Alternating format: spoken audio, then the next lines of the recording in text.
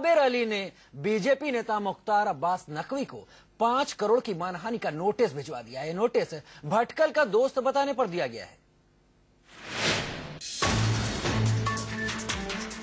24 घंटे में आबरू होकर बीजेपी से निकाले गए साबिर अली का साथ देने के लिए उनकी पत्नी भी मीडिया के सामने आ गई। यास्मीन अली इस बात से तिलमिलाई हुई थी कि नकवी ने उनके शौहर को भटकल का दोस्त बताकर उनके परिवार को कटघरे में खड़ा कर दिया है।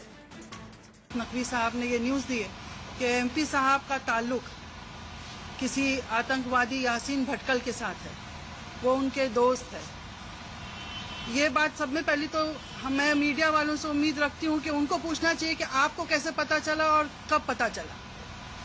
दूसरी बात यह है कि जब आप किसी पे टेररिज्म का इल्जाम लाते हैं कि टेररिस्ट आपसे मिला हुआ है या आपका दोस्त है या आपने उसका साथ दिया, बात सिर्फ उस व्यक्ति की नहीं होती है, उसके कैरेक्टर के ऊपर नहीं आती है, बात पूरे परिवार पे आती है।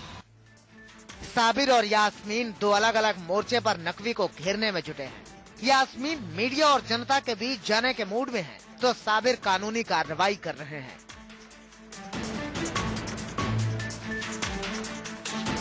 उनके पास सत्यता हो, प्रमाण हो, बैठकर पूरे देश को बताए मैं सरेआम अपने आप को इस देश के सामने फांसी लगने के लिए तैयार हूं, लेकिन नहीं है तो वो भी नैतिकता बताए और अपने पदों का, चेहरों का दुरुपयोग न करें। यास्मीन ने धमकी दी है कि अगर 24 घंटे में नकवी ने माफी नहीं मांगी तो वो उनके घर के आगे धरने पर बैठ जाएंगी। नकवी साहब इस बात का या तो खुलासा कर ले 24 घंटे में, और नहीं तो माफीनामा दें आप लोगों के सामने, अपोलोजाइज करें, और वरना 24 घंटे के बाद में जो आप लोगों का तरीका है सही बात को सामने लाने का, वो मैं सामने लाऊंगी। उनके घर के सामने जाके मैं अकेली धरना दूंगी।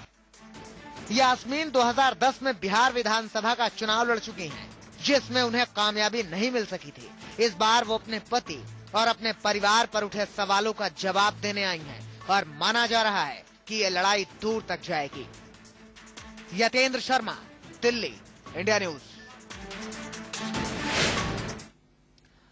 तो साबिर अली के मुद्दे पर बीजेपी ने सफाई दी है। बीजेपी प्रवक्ता सुधांशु त्रिवेदी ने कहा कि साबिर अली ने खुद बीजेपी को चिट्ठी लिखकर अपनी सदस्यता स्थगित रखने की अपील की थी।